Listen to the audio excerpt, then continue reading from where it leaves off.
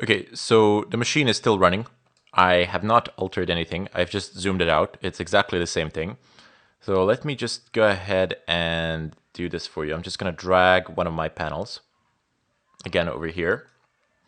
And I have a wireless adapter on my physical machine. That's the built-in wireless card. That's should be, I think it's this one. It doesn't matter. Anyway, when I click here, I can see that I have test. So it's open and it's this, the one that I have named so, and just click connect. And let's see what happens. It's configuring the network interface, setting network address. And there we go. Voila. I am indeed connected to it. If I type in ifconfig here, it has an IP address. So all is well, all is fine, all is dandy. It looks a really rather weird IP address. I set the DHCP process, the DHCP server, and all that is basically set by the auto config scripts in Kali. So I didn't really mess around with them too much, but it is possible to actually give a different pool here. But that pool is completely irrelevant. Anyway, we've just set up a wireless hotspot to which anyone can connect. I just connected to it, no problems. It has internet access without any problems of whatsoever.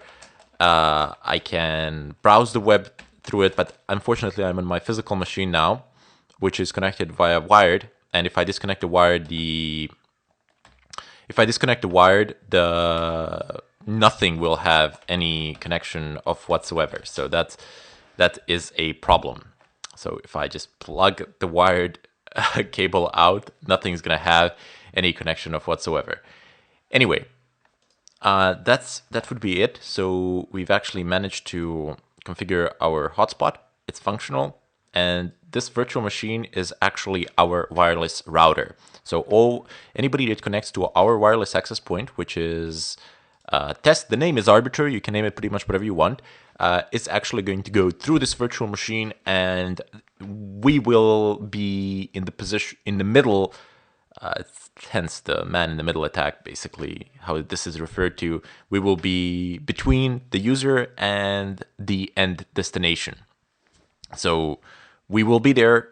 Some of the traffic we cannot modify the way we want, but some of the traffic we can. Some of the traffic we can actually read in plain text. Some of the traffic we can use some social engineering techniques. I mean, just cloning sites and serving them with the falsified SSL certificates.